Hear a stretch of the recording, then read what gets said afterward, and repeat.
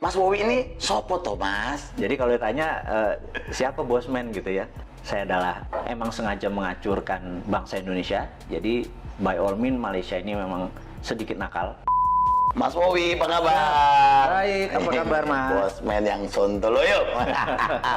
Ini ngetop banget, tapi mungkin anak-anak muda nih khususnya yang penontonku mungkin pengen kenal sih. Mas Wowi ini sopo toh mas?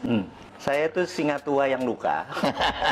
Kemudian daripada merusak, ya saya menulis. Kebetulan hobi saya adalah menulis dan saya adalah amateur writer kali ya. Amateur writer itu bukan karena komersial, tetapi karena setiap hari saya punya diary. Zaman dulu saya punya diary. Jadi sekarang sejak 2011 diary-nya saya pindahin ke Facebook.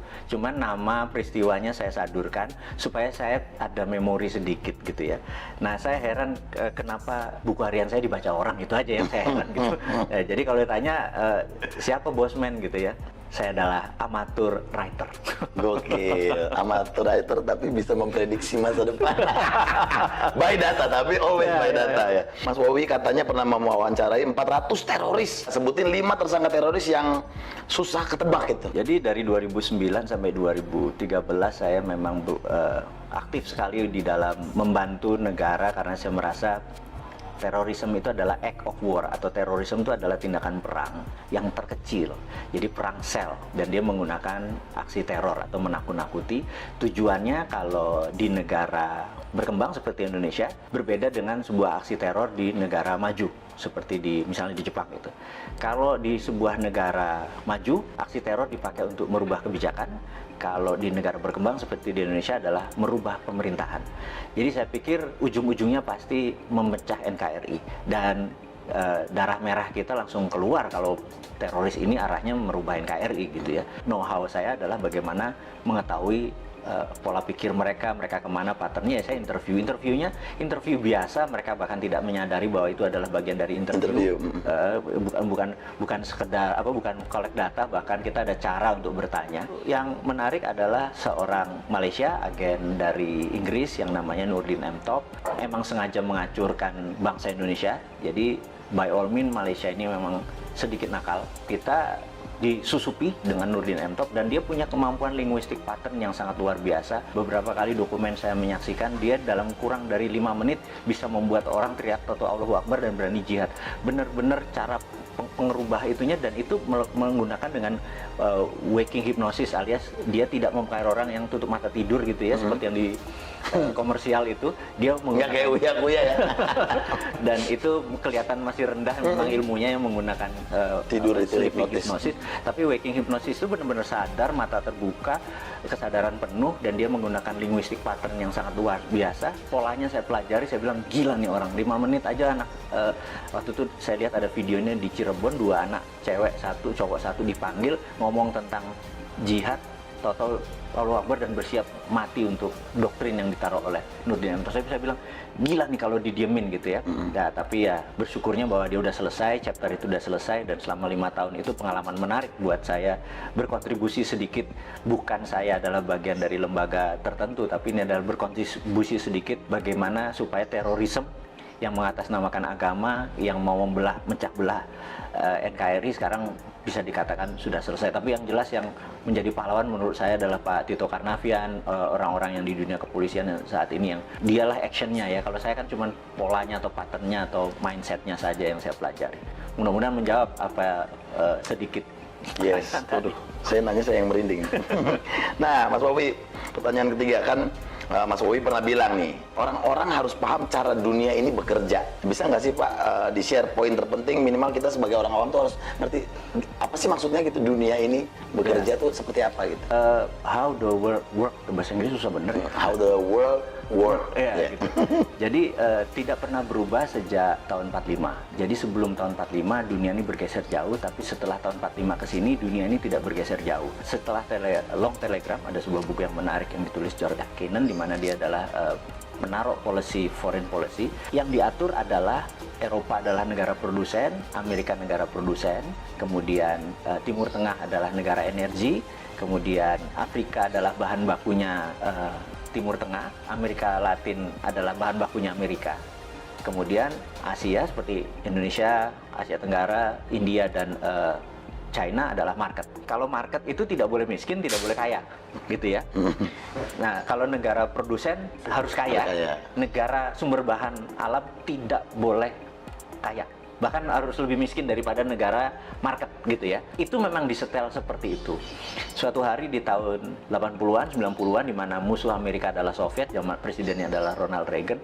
Mereka fokus di Timur Tengah karena energi, dan tahun 91 Soviet rata tanah. Fokus mereka terhadap energi itu lupa bahwa ternyata China membangun manufaktur. Dan China membangun manufaktur itu bukan sendirian, dia dengan geng globalis dalam tanda petik ini ya. Tahun 80-an itu masuk ke China hanya sebagai labor murah, China membangun produksi. Nah, begitu China 20 tahun kemudian, dunia shock di tahun 2008 pada saat Olimpiade Beijing. Di situ dunia shock karena China mendadak menjadi negara produsen, dan Amerika udah telat, realize-nya, sadarnya sudah telat gitu.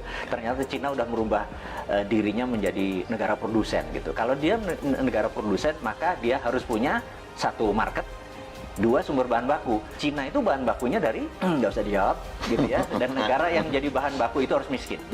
Dan negara yang jadi pasarnya dia, yaitu Amerika dan Eropa, tidak boleh kaya, tidak boleh miskin. Itu disetel sama Cina sekarang. Jadi kalau pemerintah tidak paham how the work, bener nggak? Ya kayak sekarang ini kita kayak kikuk mau dagang apa, salah semua, pertanian tidak bisa independen, pupuk aja impor dan lain sebagainya karena nggak ngerti gitu ya. Nah, kita coba mengingatkan bahwa kalau sebagai Anda pengelola negara tapi nggak ngerti how the work, ya seperti sekarang berantakan. Nah, ini kita buka makanya. Mas Bowie, ini kan kalau orang awam nih ngelihat propaganda di dunia ini kan ya bisa jadi hoax gitu ya. Sebenarnya propaganda itu rumornya tuh ada nggak sih yang kayaknya nggak mungkin gitu, tapi it's real gitu. Propaganda itu ilmu makrifat, ilmu tertinggi dari strategi mempengaruhi orang lain. Jadi yang paling rendah namanya agitasi. Agitasi itu adalah mengajak, provokasi, mengajak dan bergerak. Propaganda adalah changing mindset. Jadi ini semua bertahap. Mengajak dulu, mengajak dan bergerak, kemudian changing mindset. Propaganda itu bukan sekedar informasi satu aja, itu masih agitasi namanya. Propaganda itu changing mindset. Misalnya kita ingin Indonesia ini negaranya khilafah gitu. Ini contoh saja.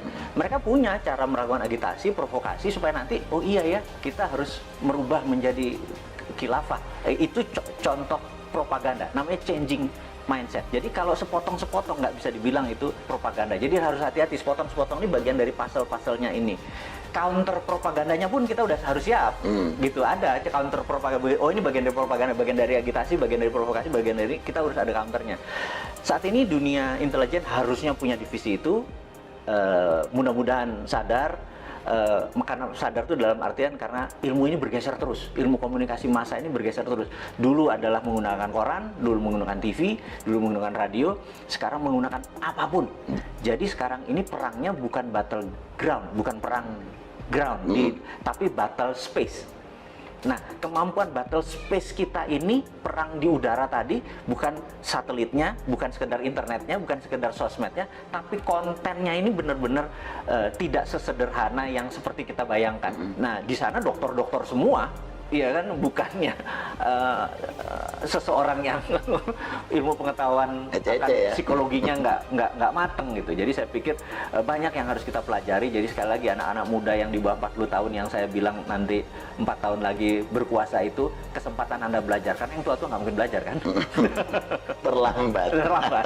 Kalau sekarang yang lagi Mas Bowie dalemin, khususnya di Indonesia ini lagi ada propaganda apa sih? Saat ini yang saya lihat kita terjadi pelemahan di dalam memahami namanya sovereignty atau kedaulatan. Ekonomi kita tidak berdaulat, finance kita tidak berdaulat, bahkan sumber daya alam kita tidak berdaulat. Bisa diambil contoh gini, kita udah dikadali sama Freeport. Dikadali Freeport tuh gini, Grasberg itu adalah tambang tembaga. Kita cuma dapat koper konsentrat. Setelah diproses jadi konsentrat, dikirim anoda slime, dikirim tadi, dan kita tidak mendapatkan benefit koper konsentrat. Apa itu benefit? Begitu dia masuk ke smelter, maka outputnya adalah gold 100 ton per tahun, platinum 50 ton, dan ada uranium dari rare earth. Kita tidak mendapatkan benefit tersebut. Jadi kita cuma dibayar pajaknya hanya koper, tembaga gitu ya. Oke, kebodohan 40 tahun, udahlah biar dulu mbah-mbah yang kita mungkin udah dapat benefit ya wes, kita kan orang Jawa dididik mikul dhuwur mendem jero ya. Ya sudah, kita mikul dhuwur, oke gitu. Tapi kalau sekarang lupanya ada undang-undang yang nikel, jadi nikelnya 25%. Ini lucu, begitu dia tambang, nikelnya 25%, nggak boleh 40. Karena kalau, maksudnya kemurnian nikelnya ya, 25. Yang kita harusnya adalah kemurnian nikelnya 99,9. Tapi kalau 99,9 maka banyak yang dibuang. Dia nggak mau, dia maunya 25% aja. Kenapa? Karena 25% itu ada dua benda yang dia incer. Satu feronya, dua litiumnya. Jadi waktu dibayar, hanya dibayar nikelnya saja. Litiumnya sama feronikelnya sama nikel lateritnya itu gratis. Nah kemudian isu terakhir adalah tin atau timah yang katanya mau digitukan sama. Tapi sama Cina apa yang dilakukan? Kadar tinnya harus 25% karena di 75% itu masih ada yang namanya thorium, masih ada yang namanya osmium buat laras senjata. Dan kita cuma dibayar tin timahnya doang gitu ya. Nah, kok masih goblok sih gitu ya, cuman kita ngingetin aja gitu. Yang mbok sekarang sudah sekian lama, ya kalau mau dibayar namanya konten dari mineral tadi yang dibayar. Litiumnya berapa, osmiumnya berapa, thoriumnya berapa, rare earth-nya. Jangan cuma dibayar pokoknya dan nilainya yang paling murah. Jadi koper tuh paling murah, nikel tuh paling murah, timah juga paling murah, stannum ya bahasa kimianya, SN biar pada inget ini.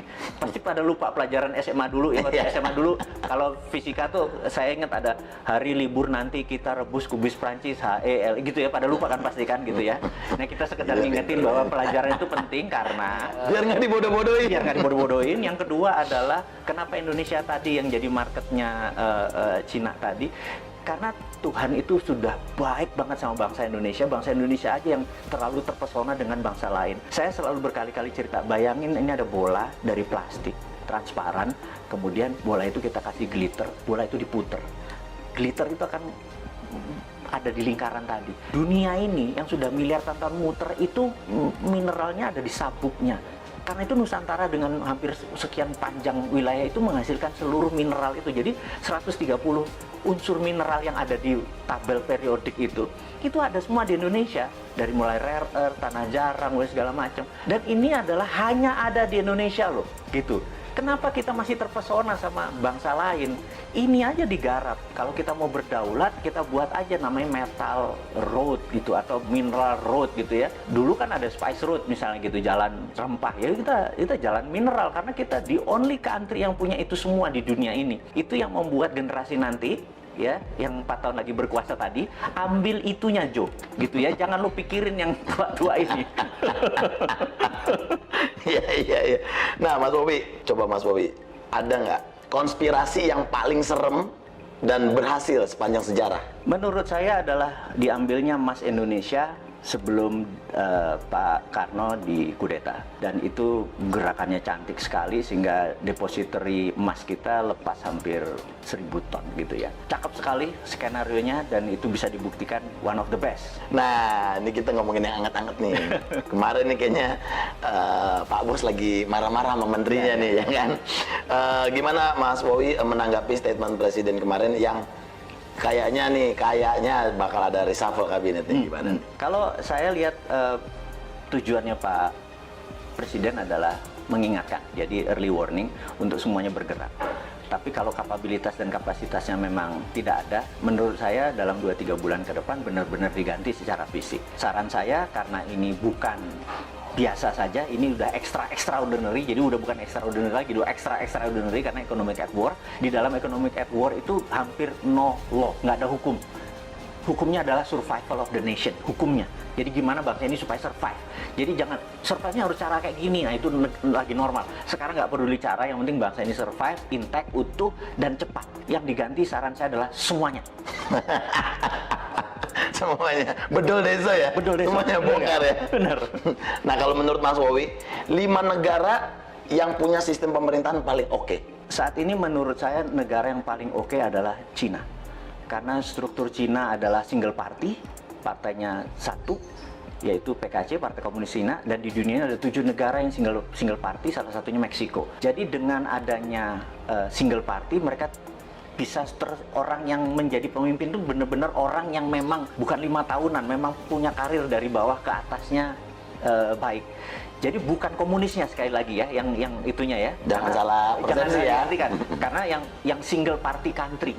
Jadi saya berharap suatu hari Indonesia akan mengadopsi itu revolusi lagi, bener nggak? Sekarang kebanyakan ya. Sekarang terlalu banyak gitu ya. Karena 2-3 pun akan terus seperti Amerika, tapi seperti Meksiko kita tahu dia single party country. Itu saya usulkan one of the best solusi adalah single party country, di mana mereka mau yang menjadi abdi negara, mau jadi public servant, memang berkarir dari bawah gitu ya.